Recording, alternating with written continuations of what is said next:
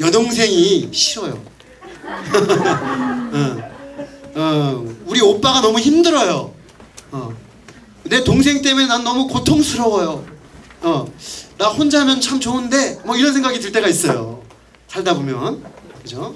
근데 사실은 이게 왜 생긴 거라고요? 죄 문제예요, 죄 문제. 예. 그 동생 문제, 오빠 문제, 그 문제가 아니고 오늘 말씀해 보니까 죄 문제예요.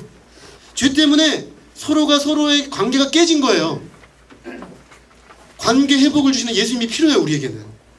우리 초등생들에게 필요한 예수님, 그리스도 예수님, 대제사장 예수님이십니다. 예수님이 우리의 이 미움을 위해 죽으셨습니다. 우리 초등생들 따라해볼까요? 예수님이 우리의 미움을 인하여서 죽으셨습니다. 예수님이 우리 형제 사이에 관계 회복을 위해서 죽으셨습니다. 네, 우리 예수님이 그리스도라는 고백은 바로 그걸 고백하는 겁니다. 우리가 그 고백하는 자들은 어떻게 하겠어요? 이제 주님의 은혜로 영접하고 받아들이고 사랑하는 방향으로 움직여가는 것이겠죠. 세 번째, 중고등생들. 네, 중고등학생들. 제가 볼 때는 왕 대신 예수님, 네, 큰 이슈라고 봅니다. 왜? 이때는 반항심과 불순종의 시기 아니겠습니까? 여러분, 그러고 싶어서 그렇지 않다는 거 잘 알고 있어요. 네, 그 시대 돌아보면 저도 그랬던 것 같아요. 그때는 모든 게 다 반항적이 돼요. 특히 예전에 다 절대적으로 보였던 엄마 아빠의 모습이 모순투성이로 보여요. 그래서 어떻게 이렇게 하십니까? 이렇게, 그리고 왜 이렇게 가르치고 이렇게 행동하세요? 막 이러는 거죠. 그래서 반발하고 반항하고 그러면서 어때요? 나도 이제 독립된 존재로 서겠습니다라는 생각이 드는 것이죠. 그런데요, 거기에는 일말의 긍정적 요소가 있습니다. 왜냐하면 자립적으로 홀로선 존재가 되는 과정이니까. 그런데 문제는 우리가 죄성이 같이 빨려 들어가요. 죄성이 같이 빨려 들어가서 거기에 불필요한 반항심과 불순종으로 나도 괴롭고 부모님과의 관계도 어렵게 만드는 요소들이 있다는 것입니다. 그것은 단순히 사춘기 문제가 아니고 죄 문제입니다.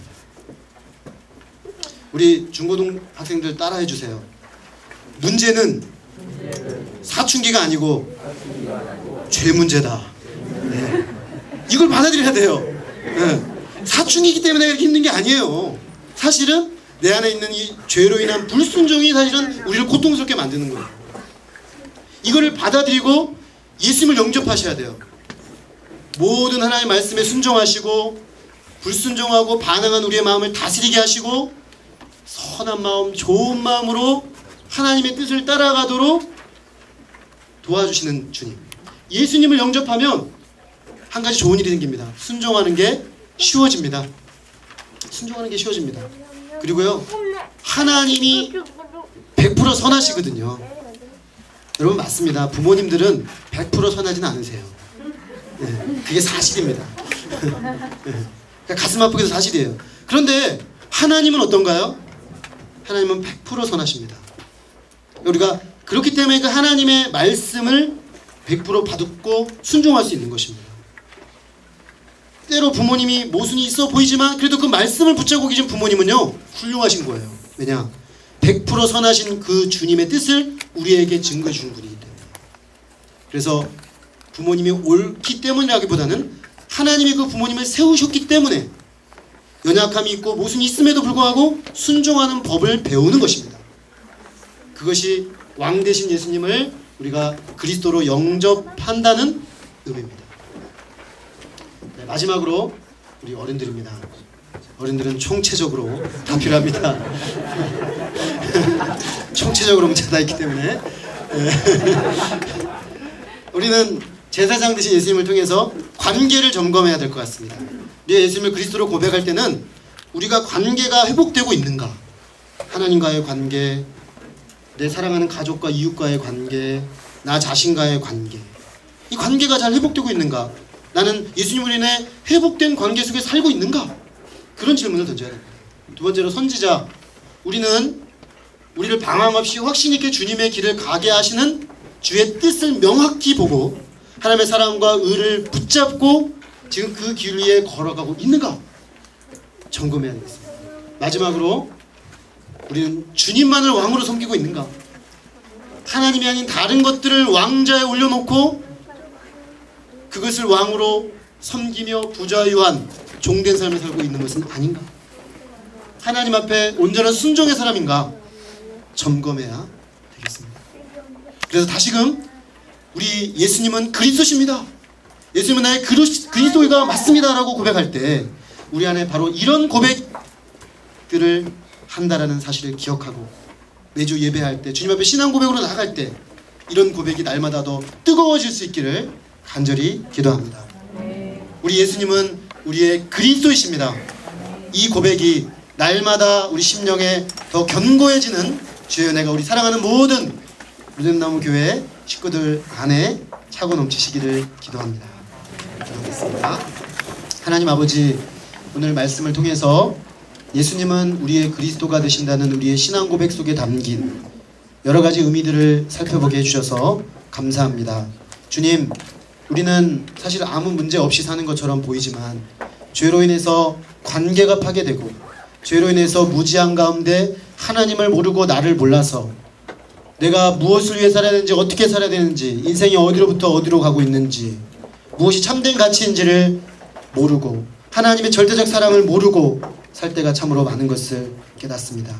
죄 때문에 하나님을 왕으로 섬기기보다는 하나님께 불순종하고 반항하고 반발하며 하나님 대신에 헛된 우상들을 왕으로 섬기다가 그것들의 노예가 되어서 비참한 인생으로 전락할 수밖에 없는 것을 깨닫게 됩니다.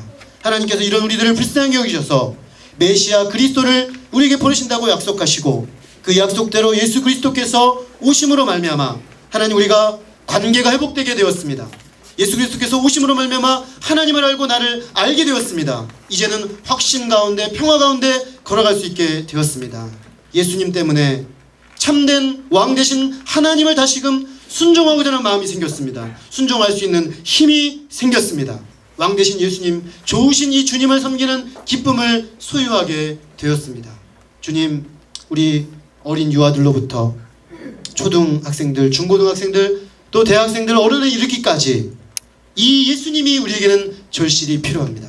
우리가 고백하는 그리스도 되신 이 예수님을 하나님 우리가 입술로만 고백하지 않게 하시고 심령의 고백이 되게 하여 주셔서 주님, 날마다 제사장이요 선지자요 왕 되신 예수 그리스도를 힘있게 섬기는 우리 모두가 될 수 있도록 축복하여 주시기를 간절히 기도합니다. 주님, 그래서 주님을 알지 못하는 세상, 주님과의 관계가 깨어진 세상, 주님 대신 다른 것들을 헛되이 섬기는 세상을 향하여 우리가 주님 닮은 제사장이요 선지자요 왕이 되어서 이 하나님의 예수 그리스도의 그리스도 되심을 선포하는 복된 인생, 복된 교회로 계속해서 세워주시기를 간절히 기도합니다. 귀한 은혜의 말씀을 주셔서 감사드리고 좋은 예수 그리스도 이름으로 기도했습니다. 아멘.